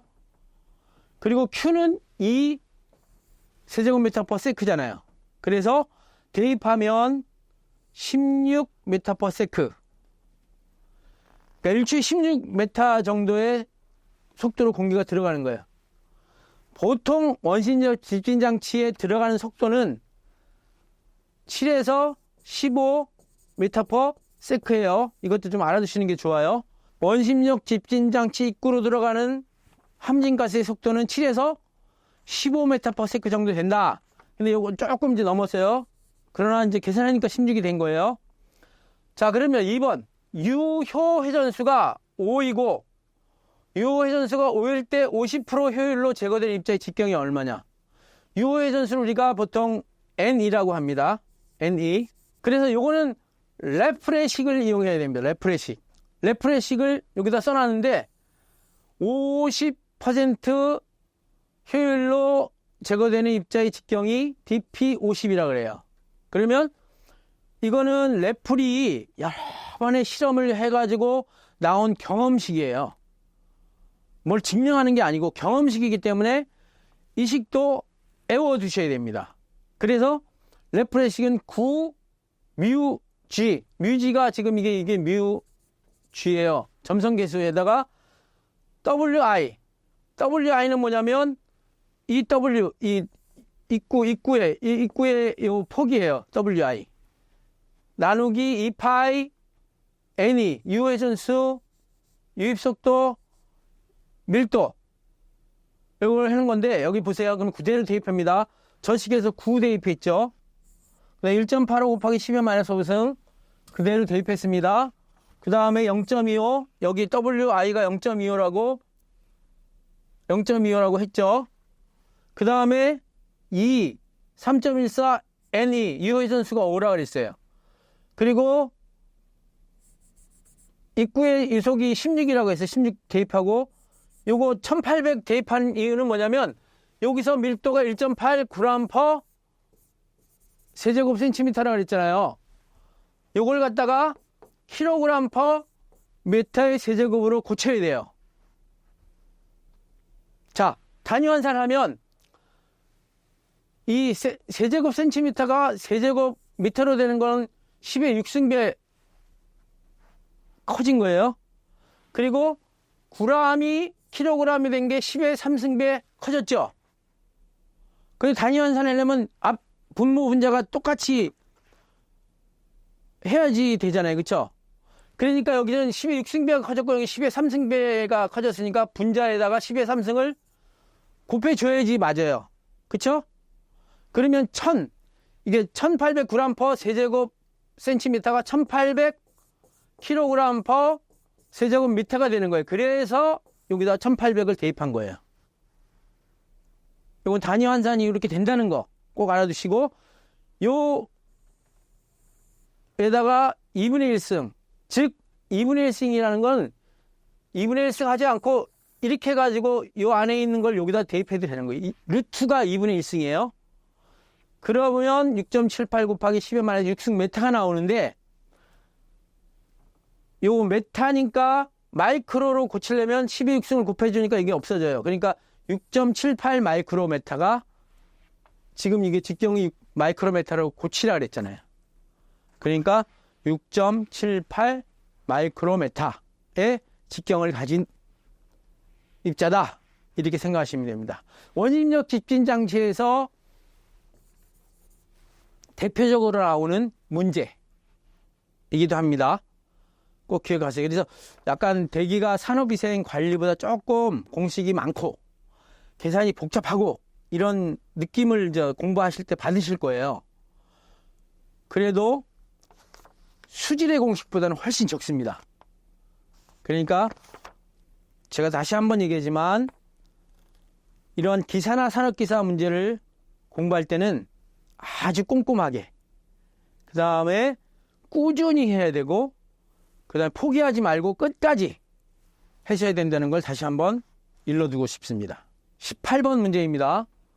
염소가스라고 하면 염소가스는 CL2예요. 250ppm을 함유하는 배출가스 75,000 S/제곱미터/h를 수산화소듐 수용액으로 흡수할 때 생성되는 차염수산 소듐의 양, 차염수산 소듐 요거 NaOCl을 우리가 가정집에도 있어요. 락스 있죠, 락스의 주성분이고 요거 양은 시간당 몇 킬로그램인가. 단 염소가스는 100% 반응을 하며 H2와 HCl은 생성되지 않고 Na 및 Cl의 원자는 각각 23과 35.5다. 이거 안 주어질 수도 있어요. 기본적으로 알아 모르냐를 물어볼 수도 있기 때문에. 자, 그러면 이 문제에서 이 반응식을 모르면 이거 못 풀어요. 절대로 못 풀어요. 그래서 이것도 반응식을 외워야 된다. 뭐냐? 염소가스와 수산화소듐 반응식은 1kmol과 2kmol의 반응이고 거기에 부산물이 NaOCl, 차염수산 소듐과 NaCl이 나오고 H2O가 나온다. 요 반응식. 막말로 지금 NaOCl의 양을 물어봤잖아요. 그쵸? NaOCl. 그러니까 CL은 가스라 그랬죠. 그럼 모든 기체의 1몰이 1kmol 22.4S 세제곱미터라 그랬죠. 그리고 NaOCl의 분자량이 74.5예요. 무슨 얘기인지 알겠죠? 74.5. 그러면 내가 처리해야 할 HCl2는 얼마냐? CL2가 배출가스 75,000에서 250 ppm이라 했으니까 250에서 10의 마이너스 6승을 곱하고 75,000을 곱하면 되고 그다음 X. 그러면 요거 비례식이죠. 이렇게 비례식. 그러면 이렇게 비례식에서 62.36kg/h 이렇게 되는 겁니다. 19번 문제입니다. 어떤 평판형 전기집진기에 10 곱하기 10m인 집진판이 두 개가 있다. 이 전기집진기의 집진율은 99%이고 함진가스량은 150 세제곱미터 per minute. 입구 분진 농도가 2g per 세제곱미터일 경우에 표류 속도. 이 표류 속도가 뭐냐면 입자의 이동 속도인데 아까도 얘기했지만 이러한 집진판이 두 개가 있고 이렇게 함진가스가 흘러갈 때 입자는 이 집진극으로 양쪽 집진극으로 이동이 되거든요. 그 속도가 표류 속도예요. 그 표류 속도의 단위가 미터 퍼 미니트다. 이럴 때에 전기 집진 장치에서의 표류 속도를 구하는 문제인데 요거는 집진율이 나와 있고요. 집진율이 나와 있고 또 집진판의 면적을 또 구할 수가 있어요. 왜냐하면 10m 곱하기 10m이니까. 그러면 덧치식에 의해서 전기 집진 장치의 효율을 구하는 덧치식에 의해서 즉 그 식이 이 식입니다. 이 식은 굉장히 중요한 식입니다. 전기 집진 장치 효율은 평판형 전기 집진 장치일 경우에 그래요. 1 마이너스 익스포넨셜 마이너스 전체 Q분의 A WE. WE가 뭐냐면 이 집진극으로 움직이는 표류 속도가 이게 WE예요. 자, 그러면 이 식에서 효율은 99%라니까 0.99. 그죠? 그리고 마이너스 익스포넨셜 함진가스량이 150이라 그랬잖아요. 150. 지금 이제 미니트고 미니트니까 단위 환산 안 해줘도 되고요. 그 다음에 A는 10 곱하기 10이죠. 10 곱하기 10이 여기가 10이고 여기가 10인데 여기도 10이고 여기 10인데 먼지가 달라붙는 면이 두 면이에요. 마주 보고 있는 면. 그러니까 2를 곱한 거예요. 요거 잊어먹지 마세요. 2 곱하기 10 곱하기 10이에요. 면적은. 그 다음에 W, 표류 속도, 입자 이동 속도, 집진극으로 움직이는 입자 이동 속도. 이 식을 세워놓고 여기서 W를 구하는 게 수학적인 능력이 필요합니다. 보통은 우리가 EXP에 뭐 여러 가지 식이 있다 그러면 계산기로는 E의 X승을 누르고 여기 X가 여기 있으면 E의 X승 누르고 가로 열고 이걸 그대로 여기다 집어넣고 계산을 해야지 되지. 계산기에 또 EXP가 있어요. 밑에 보면. 이걸 누르면 계산이 안 됩니다. 자, 그래서 이 식에서는 양변의 자연로그 ln을 취해야 됩니다. 왜냐하면 E의 ln을 취하면 이게 없어져 버려요. 그래서 ln 자 봅시다. 이거 이 1로 옮기고요. 이 항을 1쪽으로 옮기고 0.95를 1로 옮겨요. 그러면 ln 1-0.999가 되고요. 그 다음에 다시 한번 ln 2에 마이너스 150에 2 곱하기 10 곱하기 10 곱하기 WE가 되거든요. 근데 이게 1이 돼버린다 그랬죠. 그러니까 그냥 나머지 이것만 이렇게 써지는 거예요. 이해가 됐죠? 이렇게 식을 정리하고 계산기로 이거 계산하고 왔다 갔다 해서 W를 구하는 거예요. 그러면 3.45 m per minute. 한 해에 이런 문제가 계속 나온다는 거. 굉장히 중요한 이 전기 집진 장치의 입자의 이동 속도, 즉 표류 속도를 구하는 문제가 막 많이 나온다는 거 여러분들이 기억하시고, 먼저 요 평판형 전기 집진기의 효율을 구하는 더치 앤더슨식, 이걸 갖다 확실히 외워두시길 바랍니다. 2022년도 제1회 그 실기 기출보건 문제의 마지막 문제인 20번 문제입니다. 메테인. 벌써 이 메테인 하면 여러분 머릿속에는 CH4 이게 딱 그려져야 합니다.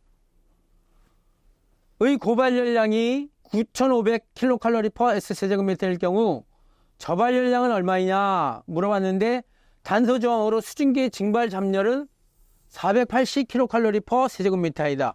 사실 이거 단서조항 안 줘도 풀 수 있어야 돼요. 480꼭 기억하셔야 돼요. 자, 그러면 보통 우리가 HL 하면 여기 저발열량이에요. 또는 H 라지 L로 표시하는데 요거는 고발열량에서 480 곱하기 2CH4. 2CH4 이것도 왜 중요하냐면 왜 2를 붙였을까? 왜 2를 붙였냐면 지금 이거 연소 반응식을 쓰면 돼요. 여기 보세요.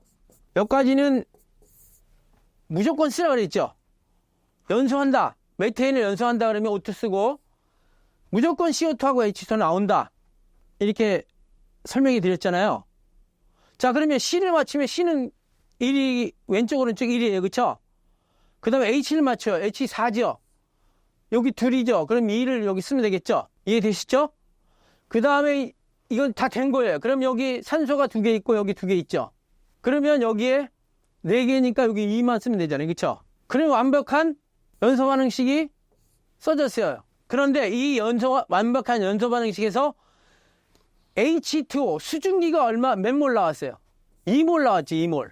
CH4 1몰이 반응하는데 완전 연소 반응식에서 2몰이 나왔다 그랬으니까 여기다가 2CH4를 곱해주는 거예요. 2를 곱해주는 거예요. 만약에 CH4가 아니라 C3H8이다. 프로페인이다. 그러면 4H2가 나오겠죠. 저건 당연히. 그쵸? 그러면 여기다가 4C3H8 이렇게 써주면 돼요. 그래서 자 HH가 고발열량이 9,500 빼기 480에 2 곱하기 CH4 CH4가 1이다. 왜냐하면 1S 세제곱미터당 물어보는 거니까. 그쵸? 그래서 이걸 계산하면 8,540kcal per S 세제곱미터이다. 그러니까 요 1은 요 앞에 이게 1몰이라는 소리도 마찬가지예요. 메테인이 1몰. 1몰일 때 수증기가 몇 몰? 2몰이 나온다. 그래서 2를 곱하는 거예요.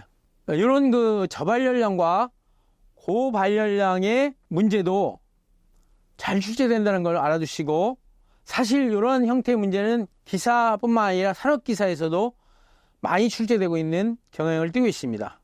이상으로 2022년도 제1회 실기 기출보건 문제 해설 모두 마치겠습니다. 감사합니다.